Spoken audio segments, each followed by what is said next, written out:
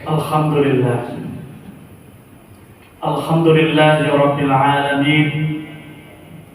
Alhamdulillahilladzi bitaufiqi wal hidayah. Wa nasta'inuhu bihawlihi wa quwwatihi al-qawiyyah la hawla wa la quwwata illa billah. Asyhadu an la ilaha illallah wahdahu la syarika lah. Wa asyhadu anna Muhammadan 'abduhu wa rasuluh. Allahumma salli ala sayyidina Muhammad wa ala ali sayyidina Muhammad, amma ba'd. Fa ya ayyuhan nas ittaqullah haqqa tuqatih wa la tamutunna illa wa antum muslimun. Qala Allah ta'ala fil Qur'anil 'azim, a'udzu billahi minasy syaithanir rajim. Bismillahirrahmanirrahim. Inna qala Yusuf li abihi ya abati inni ra'aytu ahada 'ashara kawkaban wasyamsa wal qamara ra'aytuhum li sajidin. Al-ayah.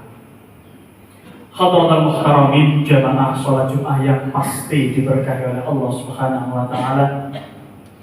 Di siang yang penuh berkah ini, marilah kita senantiasa meningkatkan kualitas iman kita serta takwa kita kepada Allah Subhanahu wa taala. Dengan sebaik-baiknya iman dengan cara menjalankan segala perintah Allah dan menjauhi segala larangan-larangan Allah Subhanahu wa taala. Kita tahu bahwasanya dengan adanya iman dalam hidup kita, maka Allah Subhanahu wa taala pasti akan memberikan ketenangan dalam kehidupan kita. Dengan adanya takwa dalam kehidupan kita, maka Allah Subhanahu wa taala pasti akan mempermudah segala urusan hidup kita, insya Allah baik dunia maupun akhirat. Maka di siang yang penuh berkah ini, hadirin sekalian yang berbahagia, marilah kita senantiasa memperjuangkan keistiqomahan kita, khususnya amal soleh kita, amal ibadah kita niatkan semuanya karena Allah Subhanahu wa taala, dan mudah-mudahan kita bahagia dunia maupun akhirat. Amin ya rabbal alamin. Hadirin jamaah sholat Jumat yang diberkahi oleh Allah Subhanahu wa taala. Di zaman modern seperti ini, kita harus senantiasa hati-hati dengan yang namanya penyakit hati. Karena penyakit yang dahsyatnya luar biasa bukanlah penyakit fisik, bukan penyakit paru-paru, bukan penyakit jantung dan lain sebagainya, melainkan penyakit yang berasal dari hati kita. Penyakit hati ini sebenarnya sudah ada sejak zaman dahulu, yang ditandai dengan peristiwa pembunuhan saudara yaitu Qabil dan Habil. Maka yang merusak jiwanya manusia itu sebenarnya banyak. Ada iri, ada gengsi, ada ambisi, ada emosi, dan lain sebagainya. Bahkan jenis-jenis penyakit hati pun juga bermacam-macam. Di antaranya ada iri hati ataupun pamer, kemudian ada hasad, kemudian ada riya, kemudian ada su'udzon. Su'udzon pun terbagi menjadi tiga. Yang pertama adalah su'udzon terhadap diri kita sendiri.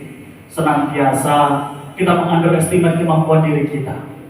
Senantiasa tidak percaya diri terhadap amanah yang diembankan terhadap diri kita. Kemudian su'udzon yang kedua adalah su'udzon kepada orang lain.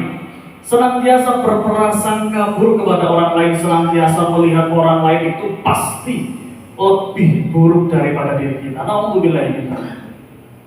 Kemudian suudzon yang paling berbahaya adalah suudzon kepada Allah Subhanahu wa taala. Senantiasa khawatir terhadap apapun masa depan kita. Senantiasa gelisah, senantiasa khawatir terhadap takdir yang diberikan oleh Allah Subhanahu wa taala. Maka hadirin sekalian yang berbahagia, yang harus senantiasa kita lakukan adalah mensucikan hati kita. Kita harus senantiasa hati-hati dengan penyakit hati.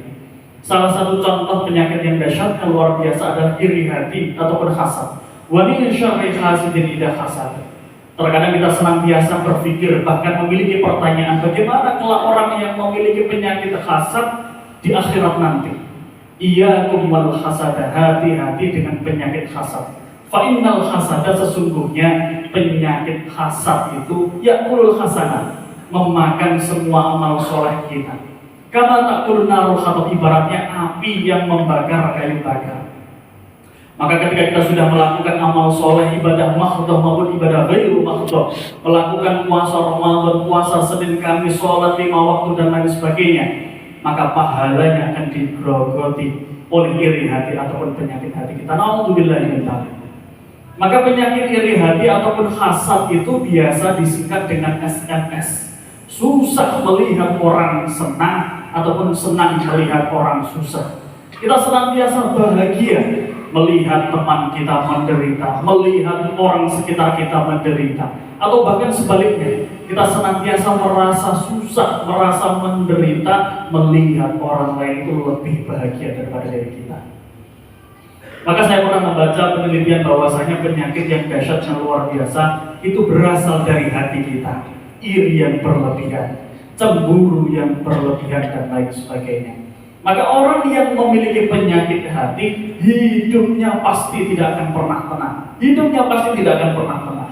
Walaupun bergelimang harta, memiliki mobil yang mewah, jabatan yang sangat luar biasa, ketika memiliki penyakit hati, pasti hidupnya tidak akan pernah tenang. Karena filosofinya mereka senantiasa membawa tas yang berisi bebatuan. Mereka senantiasa membawa beban kemanapun berada. Maka yang harus senantiasa kita lakukan, hadirin sekalian, kita keluarkan bebatuan-bebatuan tersebut. Kita keluarkan penyakit-penyakit hati yang ada dalam hati kita. Maka yang harus senantiasa kita, selain untuk bisa mensucikan hati kita, melapangkan dada kita itu penting. Karena kualitas kebahagiaan seseorang sebenarnya diukur dari betapa banyak dan lapangnya hati kita. Karena ibaratnya hati itu sebenarnya ibarat sebuah wadah. Ketika wadah kita 1 gelas, diberikan 1 sendok garam, betapa asinnya luar biasa. Namun sebaliknya ketika wadah kita seluas samudera, diberikan 1 sendok garam, maka tidak akan pernah terasa. Maka kualitas kebahagiaan seseorang sebenarnya tergantung pada kualitas syukur kita, lapang atau tidak hati kita. Maka orang yang bahagia adalah orang yang mampu melihat hal baik dari segala sesuatu. Mereka mampu mengadaptasi kehidupan mereka terhadap jalan dan takdir yang diberikan oleh Allah Subhanahu wa Ta'ala. Hadirin jamaah sholat Jumat yang diberkahi oleh Allah Subhanahu wa Ta'ala.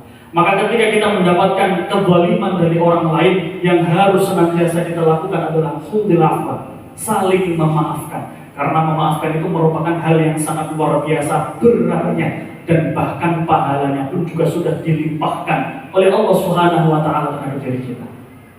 Maka Allah Subhanahu wa Ta'ala melarang diri kita untuk meremehkan 3 perkara. Yang pertama, Allah Subhanahu wa Ta'ala melarang diri kita untuk meremehkan amal soleh. Karena sejatinya Allah merahasiakan di mana letak keridhoannya. Yang kedua, Allah Subhanahu wa Ta'ala melarang diri kita untuk meremehkan kemaksiatan. Karena sejatinya Allah Subhanahu wa Ta'ala merahasiakan di mana letak kemurkaannya. Dan yang terakhir, Allah Subhanahu wa Ta'ala melarang diri kita untuk meremehkan sesama manusia. Karena sejatinya Allah merahasiakan di mana letak kekasih-kekasihnya. Maka di siang yang penuh berkah ini, marilah kita senantiasa bertaubat karena Allah Subhanahu wa Ta'ala, memperbaiki diri kita karena Allah Subhanahu wa Ta'ala, dan mudah-mudahan kita senantiasa mendapatkan anugerah serta ridho dari Allah Subhanahu wa Ta'ala. Amin amin ya rabbal alamin. A'udzu billahi minasyaitonir rajim. Bismillahirrahmanirrahim. Wal 'asri innal insana lafi khusr illa alladziina aamanu wa 'amilus shalihati wa tawassaw bil haqqi wa tawassaw bis sabr. Barakallahu li wa lakum fil Qur'anil 'azim wa nafa'ani wa iyyakum min ayatihi wa dzikril hakim. Wa aqulu qawli hadza astaghfirullahal 'azim innahu huwal ghafurur rahim.